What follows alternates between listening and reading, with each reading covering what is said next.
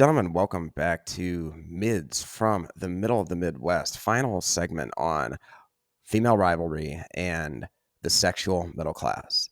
As we say, women don't want a man unless they have to fight another woman for access to him.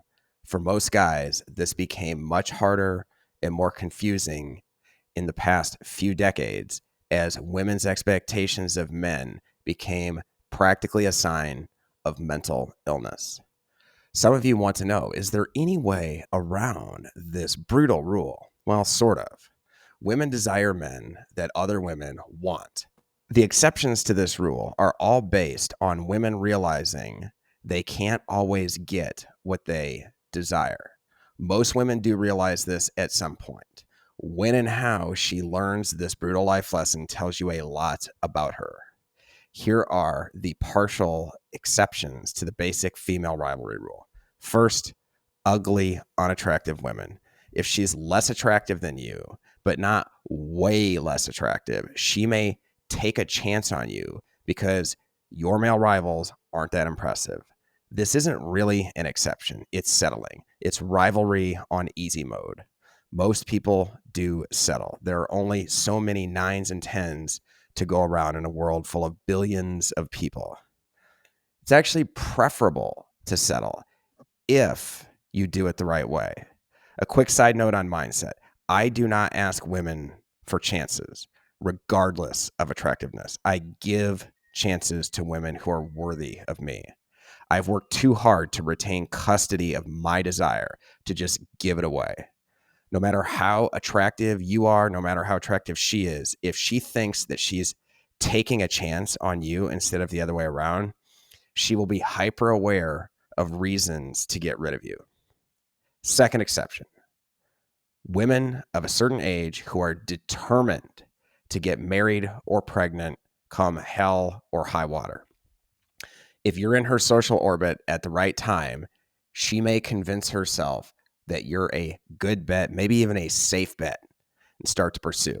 A lot of these women actually are good bets. They truly want you, but there's a fine line between a woman with a realistic self-assessment and one with a ruthless personal agenda.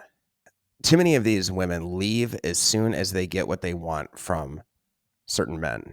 And the ones who stay often become joyless, domineering bullies, ruthless overlords of weak dads and sheltered children. Now, we don't give relationship advice here at Mids, but one tip, one observation. Only emotionally strong men can keep relationships like this from suffering a miserable death or a miserable life. Ironically, these relationships are miserable because she's decided to get involved without consulting a rival. As much as we hate rivals, it's the rival that gives rise to love. Otherwise, she's just a woman who wants a baby and you happen to be there. Her personal goals, not desire or love for you, was the main factor. Do you really want this? Despite the grim reality of rivalry, without it, all you have is a transaction. Finally, you have the mythical trad woman, the glorious exception that every guy seems to want, the virgin girl next door. She's never owned a smartphone, and her idea of bliss is being perpetually pregnant, having like 10 to say 15 children with you, the boy next door.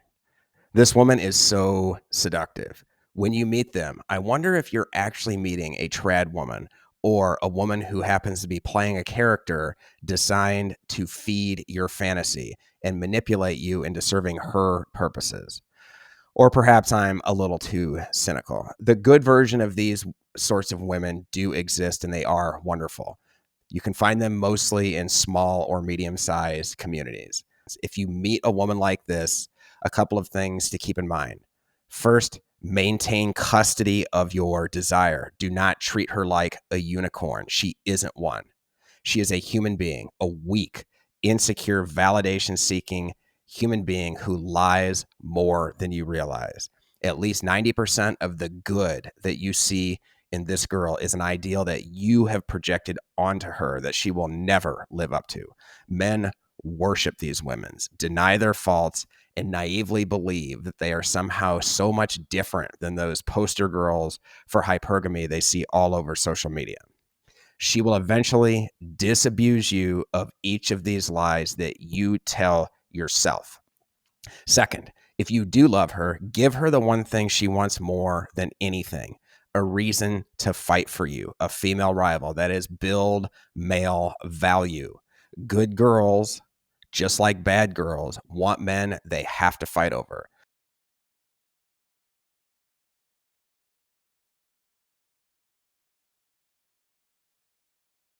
So none of these exceptions is truly an exception to the rivalry rule. They simply don't exist. We love through rivals. That's the way it is. Thanks for listening. Like, subscribe, and final thought. If you accept that as a man, you have to compete in life, you have to perform in life, and if you accept that your desire must be handled with care and skepticism, it's almost like nuclear material that if you drop it in certain areas, dangerous things can happen, especially if you are not really, really, really attractive, like, say, a 9. If you can do this, you're about 20 steps ahead of most men. If you don't, then desire is insidious and self-destructive. It will seduce you into chasing it like a drug, a god, a high, and no matter how frequently, it will lead some men into disastrous consequences. No matter how many times women show you who they really are and break your heart and stomp all over it, some guys, because they don't understand the nature of women, will go right back into desiring again and never question the importance of desire in their lives when the next girl comes around who just might be the one. This is pathetic idolatry of lust, and it is a fundamental misunderstanding of how women are, how women behave, and it is putting way too much on women. I've dealt with it myself. Boy meets girl, boy gets to fuck girl, boy foists his hopes and dreams on her, in her, all over her. Have you been foisting your girl? Don't foist, and don't even think about double foisting. Foisting never ends well. Take care.